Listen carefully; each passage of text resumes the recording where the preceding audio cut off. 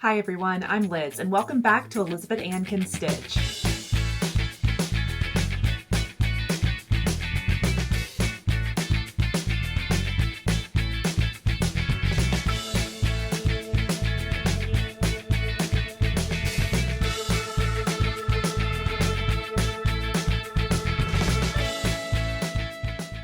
Hello, and welcome back to another crafty catch-up here. I am Liz, and you're watching Elizabeth Ann Can Stitch, a weekly-ish craft podcast show where I catch you up on all of my crafting and making adventures. It is, Monday, October 14th at 6 p.m. So if the lighting gets weird, sunset's in like an hour, I think. What time is sunset now? October's always weird before the time changes because it's getting dark earlier, but not like winter levels of dark. This is not interesting. Oh my God. The sun sets at 7 p.m. and it's exactly 6 p.m. There's my ring light. Nailed it. Anyways, it is 6 p.m. on Monday night, and I just got home a couple of hours ago from a weekend trip to Dallas, Texas. My husband and I went to Dallas for the weekend just to do a little fun weekend trip. We wanted to go to a Dallas Cowboys game, which we did yesterday. It did not go well for the Cowboys.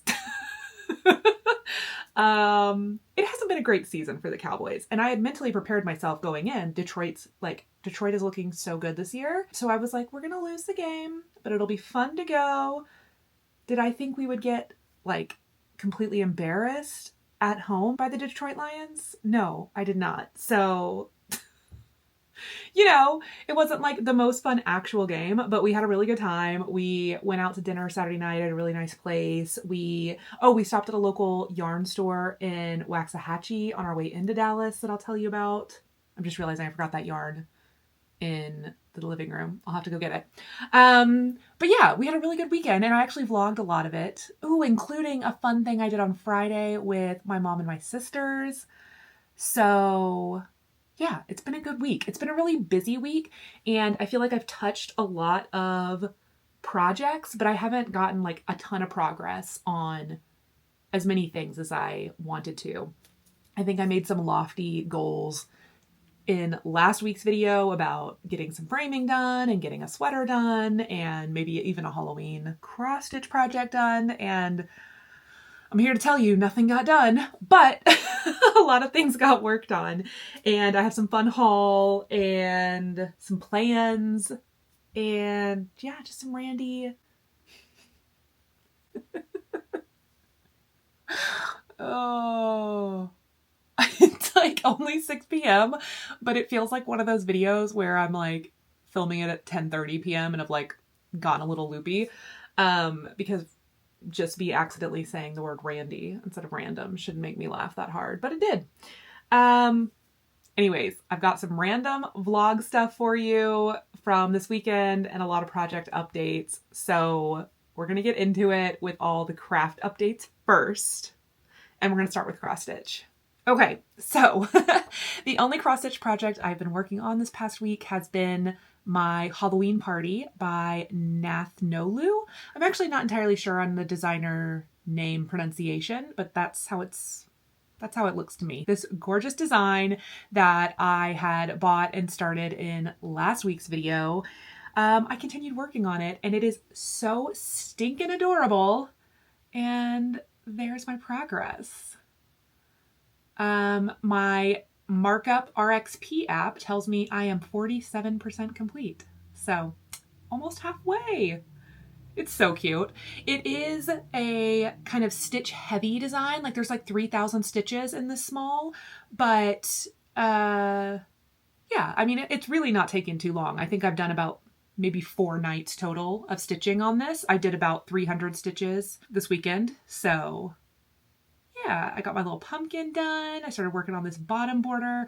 Honestly, this probably is the majority of the stitches, this little Polaroid border at the bottom. But it's going to look so stinking cute, as you can see from the cover photo. So I am doing this with all of the called for DMC flosses, and I'm stitching mine on a 40 count what is it called? Fabric Flare. I can't remember the name. I'll put it all on the screen. But it's a Fabric Flare dyed fabric. And I'm using the called for DMC with 1 strand. And I think it's totally adorable. I do have to wear my readers with this because I need a little bit of magnification, which makes me a little bit slower. But I really thought that my flosses popped the best on this fabric, and it's 40 count. So I went for it anyways. And I love it. Love it, love it. I love how it uses shading in the design, but it doesn't call for like, 30 colors of floss. Like it's maybe 15 colors, which is, kind of a lot for a small, but I feel like the effect looks really good for the amount of effort you put into like, shading some of the pieces. So really, really happy with this one and hoping that I'll have this done in the next couple of weeks during spooky season. So that is the cross stitch whip I have this week. Okay, next up are the knitting whips. Where to start? I'm going to start, well, let's see. I have 1, 2, 3, 4. I have 4 whips. 3 of them got a little bit of time each, and 1 of them got the most time. So I'll save that one for the end. And let's start with the ones that I put a couple rows on. But I mean, progress is progress, right? It was just a pretty busy week. But first off is my Cumulus Tee by Petite Knit. And this is the project that I am currently working on fixing because I had machine washed and dried this, which the yarn you're able to do that with, but it did shrink in length a bit more than I wanted. So since I had some leftover yarn, I went ahead and picked the hem off of my finish and ran my needles back through, and I have been adding some more length to my Cumulus Tee so that it's actually a length at which I will wear it comfortably. I just didn't want to have this beautiful finished t-shirt at a length that I just wouldn't be comfortable wearing because I really, really love the fabric and how, like the style and how the shirt came out. So I really want to be able to wear it again after I accidentally shrank it in length a little bit too much. So basically I have only added maybe 2 more rows of knitting to this since you last saw it. And I mean, these rows, they are on size 2 needles, so it's like 450 something stitches. So, I've probably done almost 1,000 knit stitches on this since I showed it to you last time, but it takes forever to knit the body of this because of how many stitches are in each row. But I will keep plugging away because I want to be able to wear this again. So I think I've done about 6 rows, maybe 5 rows to get a 1/2 inch. So that probably means I need about 25 more rows. Yeah, that means I need about 25 more rows to get the length I want. Oh, these rows take forever. But that's okay. I will get there. I did it once before. I can do it again. Since this was originally completed, I do have a Ravelry project page, of course, with all my details. So I will link that for you down below. And oh, the yarn. The yarn is Knitting for Olive Cotton Merino, and I've talked extensively about how much I love it. And yeah, that's true. I wish they had a DK version, but that's my only quibble. I know I can hold 2 strands of fingering weight to get DK, but I'd rather just knit with 1 strand if I can. I mean, I've been knitting with 2 strands on a couple projects and it's totally fine, but it is more yarn management. So anyways, if Knitting for Olive ever comes out with a DK, I think I'll be its #1 fan. All right, next up is a pair of socks that I'm knitting for my sister Allison. And these are the Wandering Pearls socks from the Sailor Sock Set by Summer Lee Knits. And as a quick reminder, I already have one of these socks complete. Ooh, there's a hair attached to it. But I have one of these socks completed, and I had started the second sock and made a little bit of progress. So I went ahead and brought this with me this weekend, and this is what I worked on most of the time while we were in Dallas. And I got the body, or I guess the leg of the sock done, and I have started my slip stitch heel flap in my little contrast color. So yeah, making progress. My sister's birthday is at the end of November, and these aren't birthday socks, or I mean, they're a gift for my sister, but they're not for any reason. I just randomly decided to make my sisters all pairs of socks, and I finished Sarah and Lynn's socks back in July or August and gifted them theirs then, and then I started Allison's socks immediately after, and I haven't finished them. So even though I'd like them done sooner, my kind of cutoff goal would be her birthday, which is, I think, is it Thanksgiving this year? I don't know. It's the week of Thanksgiving. So hoping I have these done for her in the next month or so. I am using size US 1.5 needles, which are my favorite sock needles. And I'm doing the scattered pearls. Did I call it wandering pearls earlier?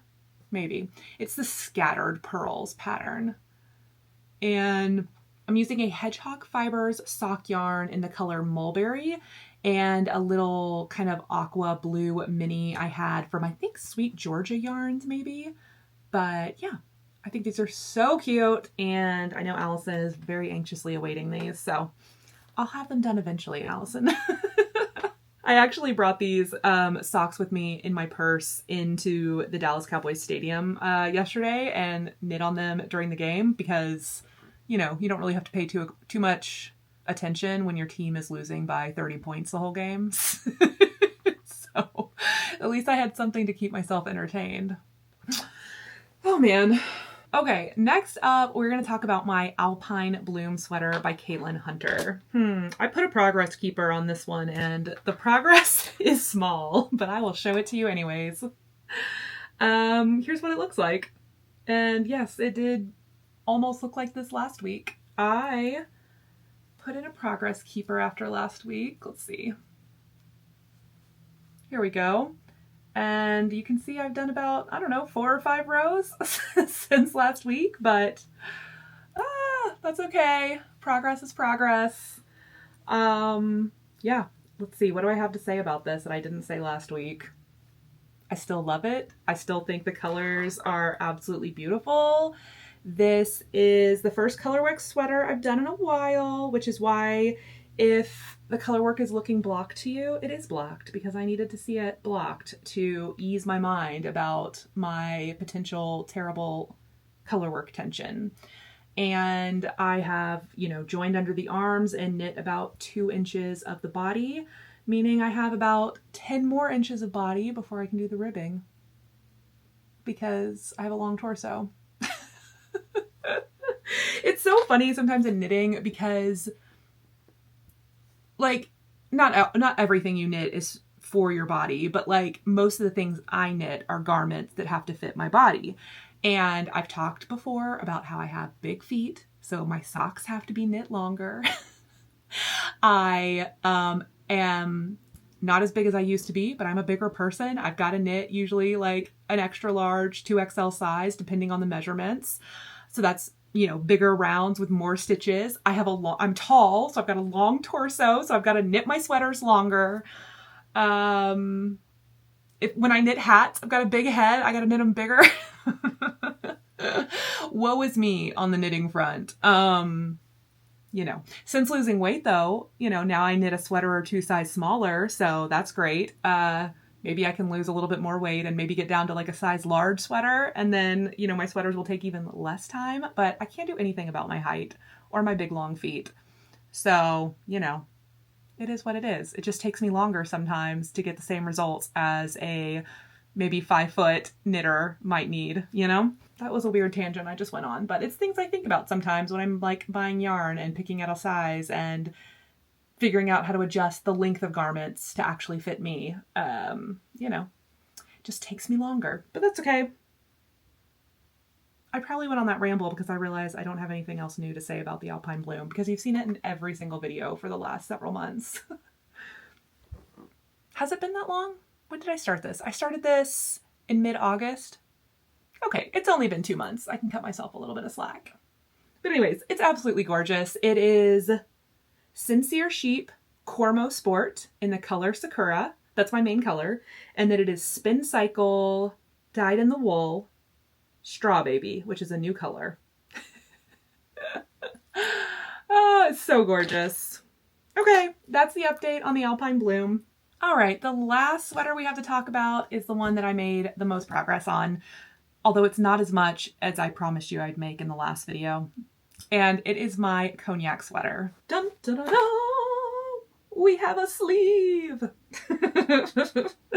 I was really hoping this was going to be a finish this week. The sleeves do go quick, but I think 1 or 2 days per sleeve was a little overly ambitious, especially on a work week where I was quite busy.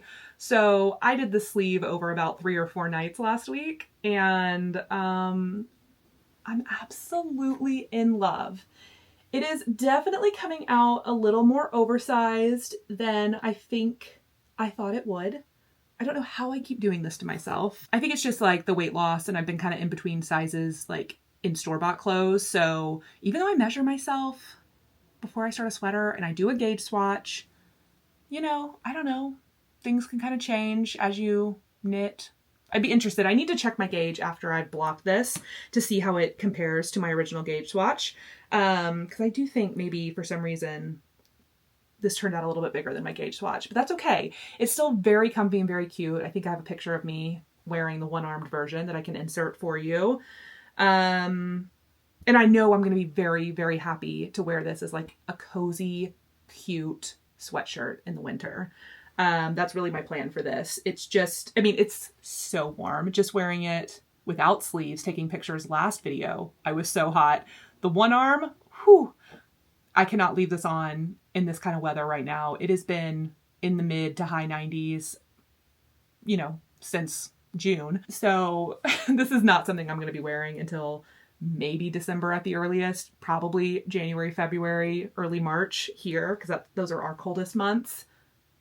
Those are probably the coldest months for everyone. But the months where it's like dips below 50 is January, February for us. So that's when I'll be busting this sweater out. But I still want to finish it like right now. I'm not going to like let it sit with one arm for the next few months. No, I won't. I'm telling myself, because I'm going to show you something in a minute that I want to start. But no, I'm going to finish the sweater. What else do I need to say? The Cognac sweater. Highly recommend the pattern. I think it's really great. It's a really great fit. I really like the yoke and how it's constructed up top. I do think if I was to make it again, I would probably go down one size and possibly shorten the yoke depth. I feel like the raglan, it kind of is like a set-in sleeve and then it turns into a little bit of a raglan. I feel like the raglan is slightly deep on me. Of course, I haven't done finished measurements to know if I'm like right on the pattern schematics and all of that stuff. So hopefully I'll remember to do that when I finish it and block it. But yeah, I'm really happy with it. The yarn combo is absolutely lovely. It is, I think, actually a yarn you can't even really get anymore. I bought this in person at Flock from Treehouse Fibers or Treehouse Yarns. I'll put it on the screen. She is a local to me dyer who's based in Austin, Texas, and she has this Truffala cashmere lace yarn that I bought the old base of. She has a new one that's now available on her new pre-orders, but this is the old version, and it's so lovely. I really do want to try the new one too to see what it's like, kind of how it compares. But this old version is great. So I used her superwash merino sock yarn paired with the lace weight cashmere on size 10 needles as per the pattern, and I feel like the fabric is so soft, so drapey. It's not terribly see-through even at the large gauge. You can see it's a more of an open texture, but it's not see-through at all. And it definitely feels a little bit like delicate in terms of, I can tell the fabric is more open and loose, but I think that's going to make this a more easy to wear warm sweater because it won't be so dense and thick. So yeah, really happy. I really love how the twisted rib details look on this sweater, and I'm really excited to wear it. So yeah, hopefully in the next video this will be a finish. But I also really want to cast on like 8 new things right now, and I'm going to talk to you about one of them. Yeah, let's talk about plans. Okay, so a few weeks ago, I did a whole fall knitting plans video. about all of the beautiful yarn that I have in my stash and the plans I have for it and what I want to be making and casting on in the next few months. And then I think in last week's video, I showed you some yarn haul, which was this yarn. This is from Woolberry Fiber. It is her sock yarn, her cashmere merino sock yarn, and her Surrey alpaca lace in the color Flock. And I talked about how much I wanted to cake it up and swatch and feel the fabric. And I wasn't able to get to that in last week's video, but I was able to do that this week. And I now want to cast on a new project instantly with this combo. So here is the yarn swatch and how it turned out. I think it's so, so beautiful. I don't know if you can tell how fuzzy it is on video, but this is even fuzzier than my purple Muppet sweater. Like, this alpaca is full on fluffin'. The technical term, it's fluffin'. And I went ahead and held these two yarns together and knit a swatch on size US 6 needles, 4.0 millimeter, because most of the patterns that I have favorited that use a sock yarn or a fingering weight and a mohair or a alpaca held together call for 4 millimeter needles. And that is typically what I would use for any of my DK weight patterns. I get usually pretty bang on 20 stitches per inch with DK weight yarn on 4 millimeter needles. So that's what I swatched with. And I am obsessed. I washed and blocked this. It feels so, so nice. I definitely could feel how if I got super hot or sweaty, this might feel slightly overheating. So I definitely think this is more of a winter yarn, winter make. And I don't even have a project picked out for this yarn yet, but I want to cast it on immediately. And I had so many people commenting last week on the video asking if I ever got to the swatching with this, and I hadn't, which is why I wanted to mention it here, that I actually did do this swatch last week. And I'm obsessed and love how it turned out, and I want to do something right away, but I don't even have a project. I did pick a few on Ravelry that I think would work, including one that is highly likely, and that is the Cozy Classic Raglan by Jessie Maed. And if you watched my fall knitting plans video, I had picked out the Cozy Classic Light Raglan by Jessie Maed to do with some fingering weight yarn I have in my stash. And then I was looking at just the original version, and it calls for a fingering weight and lace weight fuzz used with size 7 needles, 4.5 millimeter.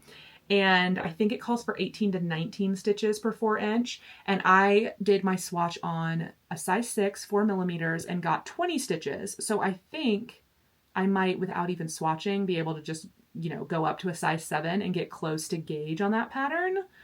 So that's my initial thought. The only reason I'm laughing at myself because there's a bunch of reasons why I didn't cast it on right away. But honestly, the real main reason is because I'm worried about yarn management.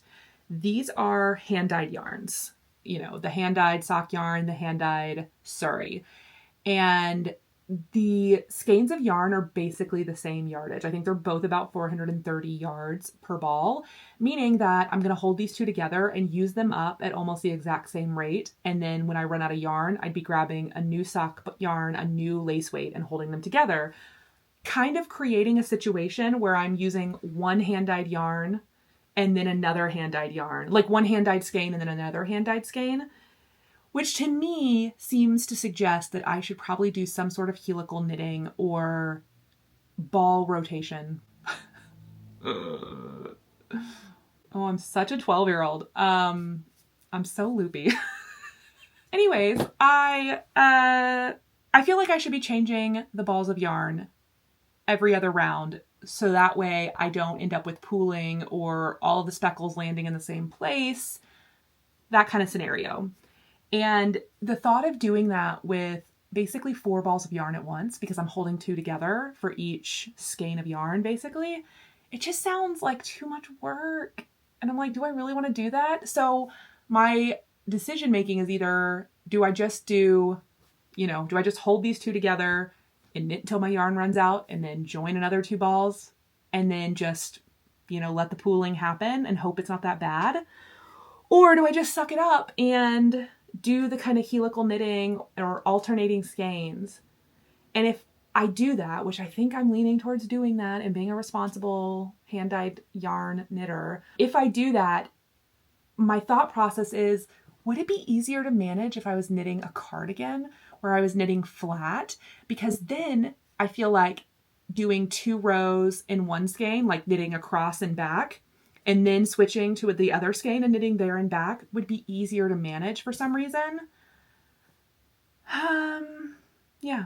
So I don't know if anybody has any advice or thoughts on that, but I don't have a cardigan pattern picked out.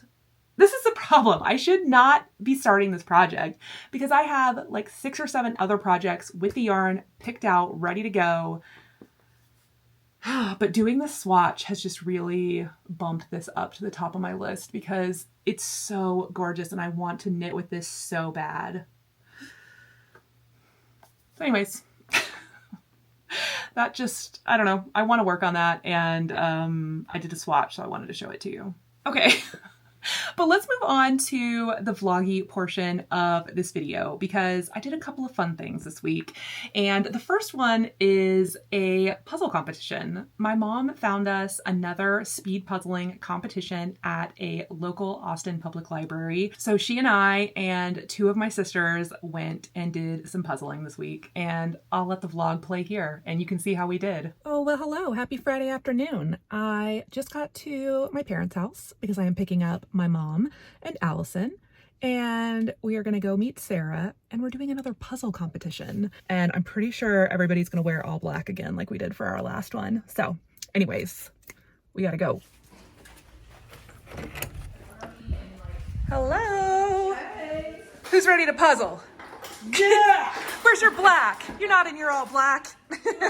Sarah's approaching and she has on her black team uniform. Yeah. Hello. Hi. Welcome to the party. I can't believe, that Back in Black isn't blasting right now. Oh my gosh, I should have. We had to convince Mom to put on her black shirt. Mom. I know. How do you think we're gonna do, guys? Let's do a prediction. We're gonna kill it. I know. What place are we going? Second, if that one lady. I know. I bet that ringer's gonna be there. Does anyone remember what she looks like? I don't, but I'm gonna say first. This time I'm giving us the edge. Even though, okay, I was just telling Sarah, I'll tell you too. For sure. I might have made a mistake. I put on my fake nails, my press-ons, I think a night too early because now I'm gonna slow us down. Okay, Liz has fake nails. Mel's not here. I know. Liz is gonna be the coach instead of the actual Yeah, puzzle I'm gonna piece say placer. second place. All right, we'll let you know how we do. Hello. Ready to go. Liz for the official video. Ooh, action shot. Yeah, behind the scenes. Hello. The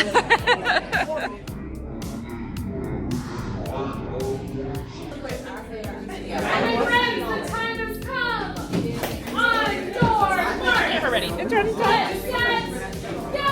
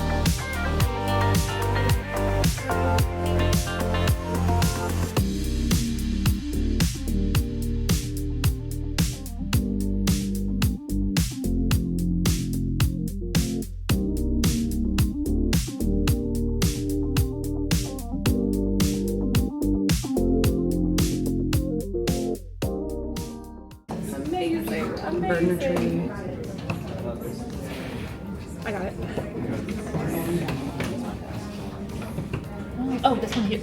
Here, move. Get it. Done. Good job. Thank you. What's our time?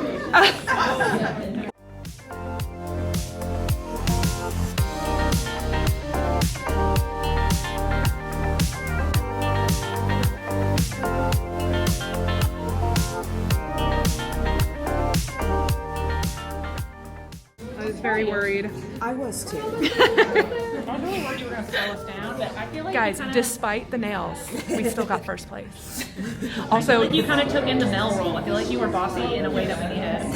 was I bossy? A little. Okay. I guess I was a little bossy. And We needed a leader. right now, we are all making our own trophies. We're painting pumpkins, and yeah. And it's adorable. Should I paint a number 1 on it? Yeah, that's what I'm going to do. Yeah, same.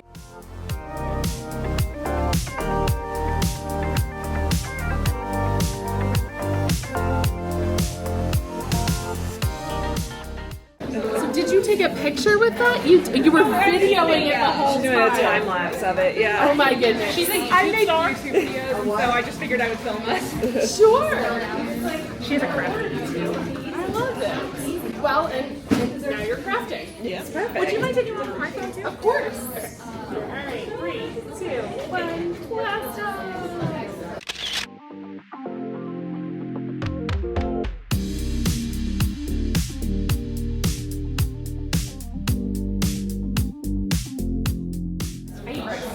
Winner, chicken dinner.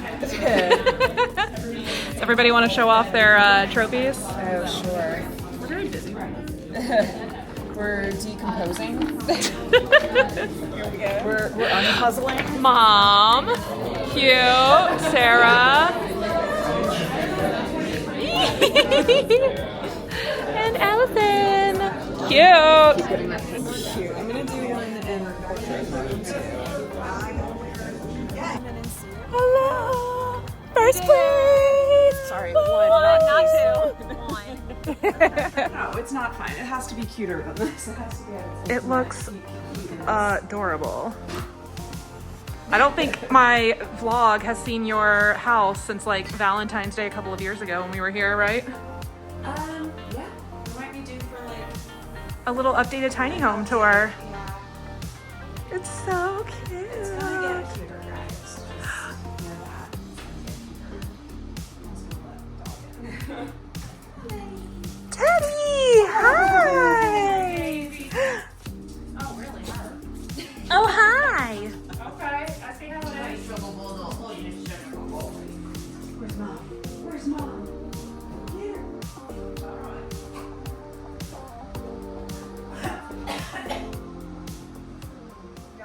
Okay, so as you saw, we got first place. Yeah, go team. We also, very randomly, the event combined speed puzzling with paint your own pumpkin and turned it into paint your own pumpkin trophy, which is hilarious and adorable. So here is the silly little pumpkin that I painted at the end of the event. Adorable, super cute, and you know, I had to do it in red and pink, so I'll probably pop this somewhere behind me in my little display shelves. And yeah, it was a great time, and I feel like my mom and sisters and I just need to like keep signing up for speed puzzling because we all have way too good of a time with it, and we get so competitive, and but it's like such low stakes that it's just very fun. Like, it's not for any kind of prize. We painted our own #1 trophies. But yeah, we had a great time. We dressed alike. I made everyone wear black again because, you know, we need to like intimidate. Although I feel like it's a risky move because then we look like we know what we're doing, which we, you know, this is only our second time doing some sort of puzzle competition. But then we were able to back it up. We were like, you know, the organizer was kind of making a joke about like, did y'all plan to dress like this? Or have you all done this before? Because like we seemed a little like, you know, we were there, we were ready. And we were like, no, we're just weirdos who are super competitive and love puzzles, and we're here. So we dressed alike. So that was the puzzling. And then Saturday morning, Rob and I woke up and we went to Dallas. So I'll let those clips play. Well, hi guys, it's Saturday morning and Rob and I are about to get on the road to Dallas. We are going to see a Dallas Cowboys game on Sunday. And yeah, we're just gonna spend 2 nights in Dallas, have a nice dinner, do some shopping. I actually might try to stop at U2 Yarn in Waxahachie on our way in today if we have time. Or else maybe we'll stop on the way home. But a lot of people in my last video left me comments letting me know that U2 Yarn was right there in Waxahachie on the way to Dallas. So I'm excited about that. But yeah, thought I don't know, take you guys along on our little weekend trip.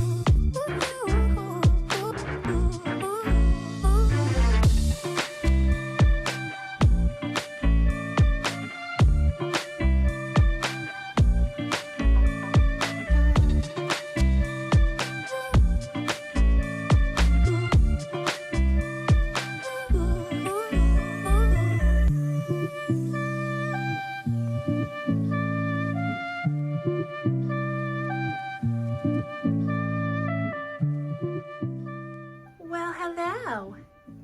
Did you miss us? Y'all don't even fit up there. We're home. Hi. Okay, so I think that catches us up to today. And one thing I didn't go over in the video is my haul from U2 Yarn. A big thank you to, I think, like 4 or 5 of you in last week's video when I mentioned that I was going to Dallas. Y'all let me know that U2 Yarn was right outside of Dallas, and it was literally 3 minutes off of I-35 on our way between Austin and Dallas. So it was the absolutely perfect pit stop on our drive. So U2 Yarn is somebody who I had shopped with at Flock Fiber Festival in Seattle back in August, and I had no idea that they were semi-local to me and they were based in Texas. Most of the vendors, not all, but I think like 75% of them were Pacific Northwest or West Coast adjacent dyers. And I mean, I don't feel like all of the dyers had their like location like prominently branded anywhere. And so I just had no idea that this lovely vendor that I had shopped with at the festival was local to me. And I was delighted to find that their store was impressive, amazing, in this super cute little downtown square in Waxahachie. So if you're anywhere in the like North Texas, Dallas area, I highly recommend going and checking out their store. Or if you're on a road trip and you happen past it, go on in. They have not only extensive amounts of their own hand-dyed yarn, but a lot of other really great brands. And the building is just super cool in the middle of downtown. It looks like a lot of good restaurants and fun little shops and stuff in the area. We didn't have a lot of time because we had a dinner reservation Saturday night in Dallas. So we just popped in to shop and then got back on the road. But I bought some yarn and I'll show it to you right now. I bought a sweaters quantity, which is for me 4 skeins of this and 1 skein of contrast because I can't ever knit anything without stripes.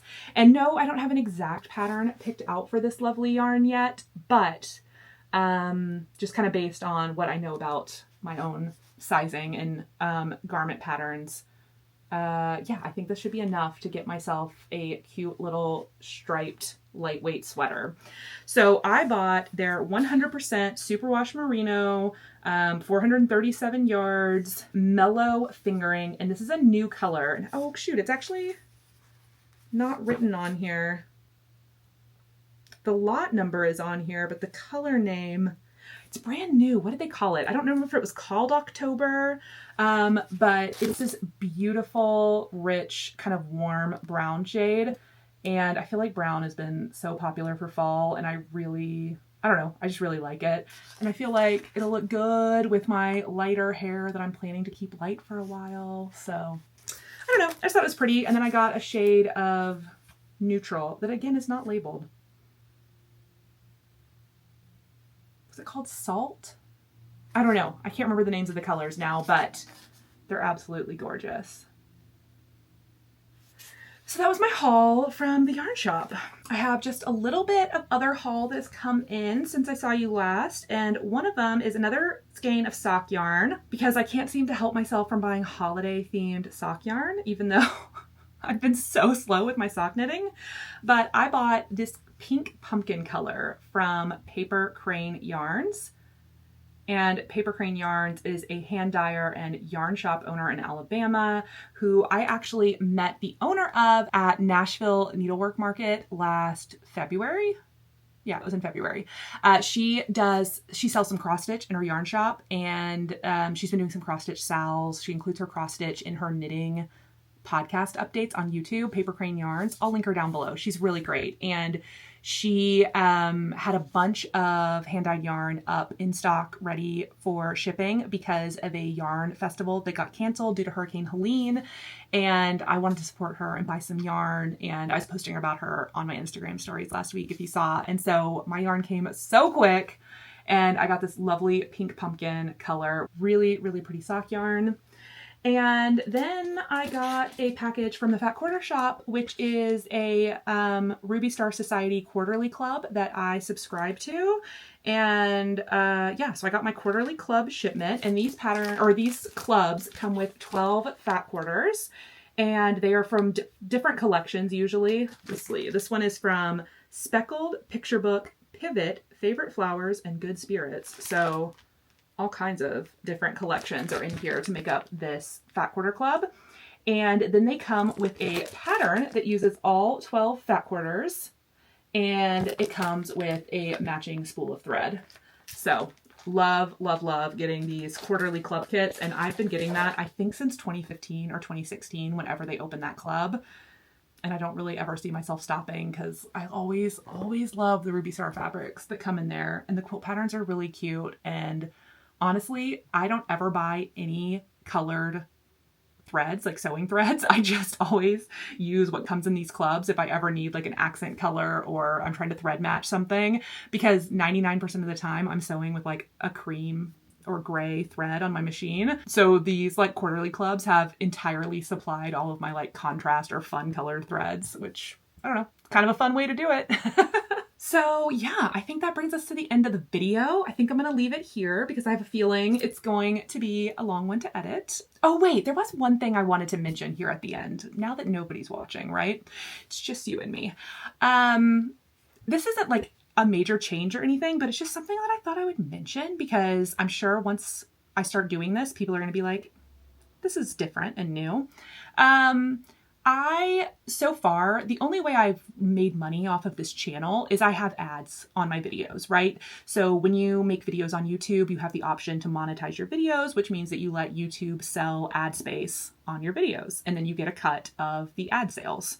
And that's how, you know, a lot of YouTubers make money on their videos.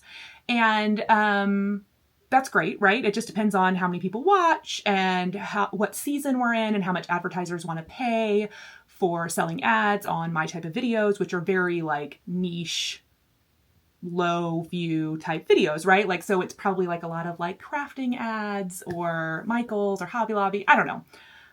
Everybody gets different ads. You get targeted with stuff that people think you'd be interested in. But what I'm saying is it's not like a second income, right? Like it's not a huge amount of money. And I've thought of other ways of monetizing my videos to make them slightly more, not worthwhile, because I really have fun making these, but just to make it a little bit more worth my time. And it helps keep me on a schedule when I know that there's like a return on the investment, even though I make these videos for the fun and the joy of sharing all the crafting. You know, I still want to take advantage of opportunities that are available to me to make money on my videos and the time and effort I'm putting into them. And I've had a number of people reach out about doing integrated ads in my video, meaning they'll pay me to talk about their product in my video in a natural integrated way for like 60 seconds, right? And of course that would always be labeled as an ad. You'll know I'm doing an ad when I'm doing an ad. And I've never done an ad on my channel before, meaning I've never like received money to promote a product. So yeah, I've had some people reach out and I found some ones that I might actually be interested in doing. So if you see that on future videos where I talk about this video being sponsored by, and I talk about a sponsor for 60 seconds, just know that might start happening because, you know, I want to keep doing these videos and I want to make them, you know, sustainable for me in a way that means that I'm making some income on them, which means I'm making time and effort, and I don't know. I just thought I would mention it before all of a sudden you just start seeing me, not on every video, but maybe on some videos, having a sponsored segment where I'm thanking a sponsor of the video, because that might be something that I start doing. So I just thought I would mention it for the 5 of you who are left watching this at the end. I know it's more than 5, but yeah. Oh, and now that I'm rambling, I just realized I still have to announce a giveaway winner. So okay, hopefully more than 5 of you are watching this because I want the giveaway winner to know that they won. Let me pick a winner real quick and then we'll wrap up the video. Debbie V, you are the winner. I will put a screenshot on the screen. If this is your username, please email me from your YouTube email account so I know it's you. And yeah, let me know that you're the winner and I will get your PDF sent to you as quick as I can. Thank you all so much who entered the giveaway for my friend Julie's sampler. It is absolutely gorgeous and I just want to say a good job to Julie and congratulations to Debbie for being the winner. And thank you to everyone who entered, and hopefully I'll have some more fun giveaways in future videos. But for now, I think that's where I'm going to leave you. It is Monday night. I want to go eat some dinner and watch some football on the couch. And then maybe tomorrow I'll get this video edited. And yeah, thank you all so much for watching and I'll see you in the next one. Bye.